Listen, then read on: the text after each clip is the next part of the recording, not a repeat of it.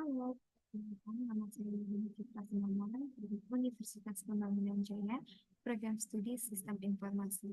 Di kesempatan kali ini, saya akan mempresentasikan mengenai hasil proyek mata kuliah KPBD dengan website yang saya sudah buat sebelumnya, yaitu di mata kuliah PBS.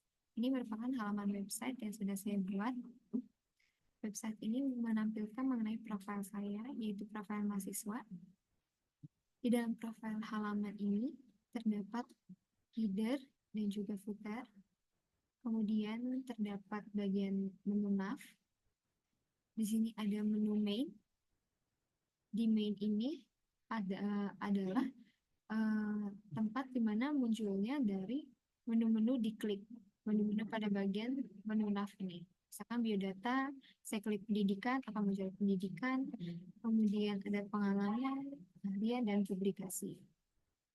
Di sebelah paling kanan terdapat box yang memuat mengenai informasi hobi saya. Di dalam bagian main ini akan menampilkan data-data yang kita klik dari menu nav ini. Data-data di dalam sini adalah data-data yang berkaitan dengan saya sendiri. Nah, dari data-data di dalam website ini kita dapat membangun sebuah database. Nah, database yang sudah saya bangun dari mata kuliah ini seperti berikut. Yang pertama, kita akan merancang database-nya. Dalam website yang telah saya tampilkan tadi, tidak terdapat halaman login, tetapi kita andaikan saja ada halaman login. Di halaman login ini akan menginput ID user dan juga username serta password. ID user ini merupakan primary key atau ID unik untuk setiap user. Kemudian terdapat tabel halaman cici. Halaman cici adalah halaman website tadi yang telah saya tampilkan. Di dalamnya saya input ada informasi mengenai header, footer, dan ID halaman sebagai primary key. Kemudian ada tabel menu nav.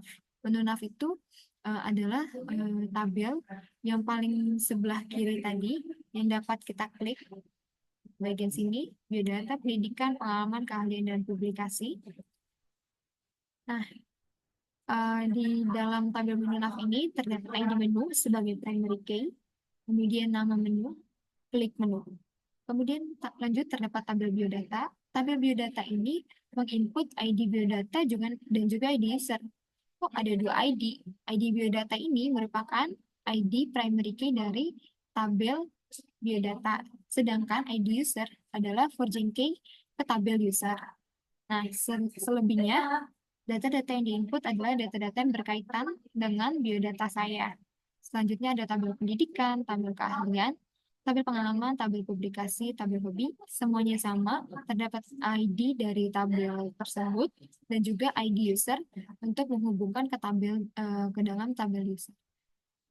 Selanjutnya di tahap kedua ada normalisasi.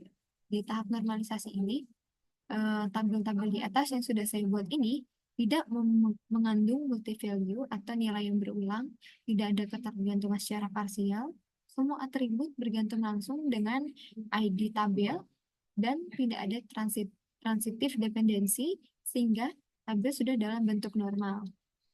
Tabel-tabel di atas sudah masuk ke dalam tahap normalisasi tahap 3. Nah, selanjutnya kita akan membangun IRD dari tabel-tabel di atas.